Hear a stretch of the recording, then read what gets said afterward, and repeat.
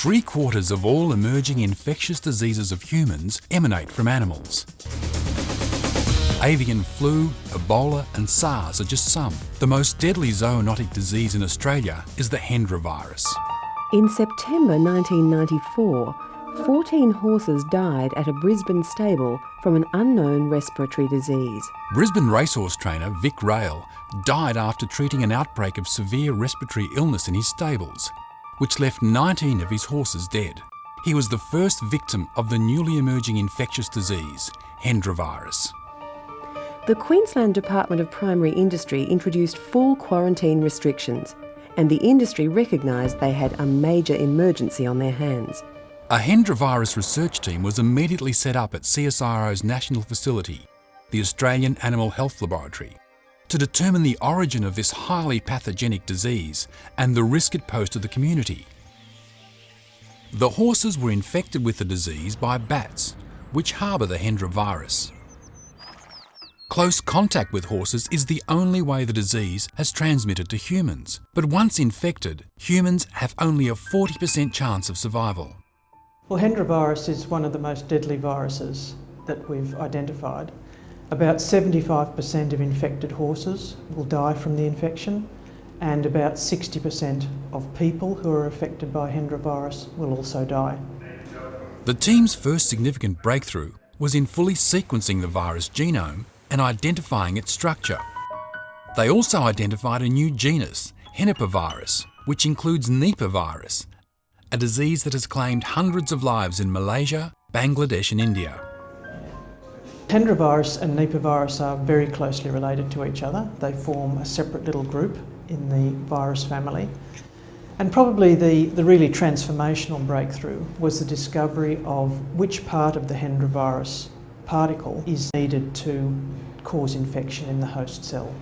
And once that was characterised, we were able to generate a way of blocking that infection. The work posed daily risk for the researchers.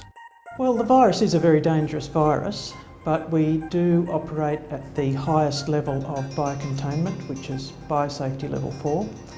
The main thing, or the most obvious thing, is that we work in totally encapsulated suits with an independent breathing air supply. So we're separating ourselves from any possible exposure to the virus.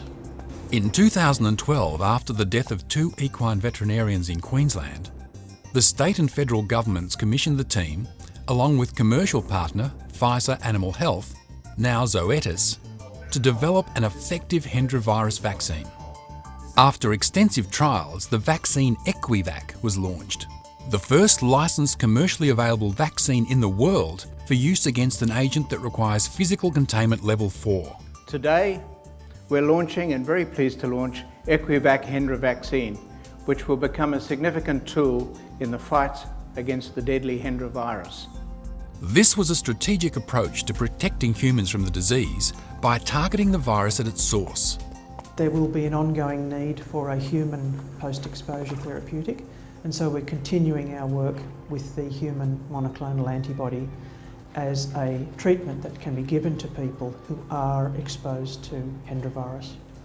Now that work has progressed very well, and we are participating in a phase 1 clinical trial of that therapeutic in 2014.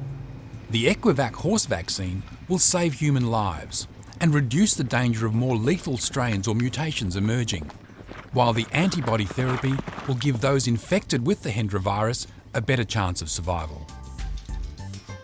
The CSIRO Hendra virus vaccine team has become one of the world's leading zoonotic disease research teams.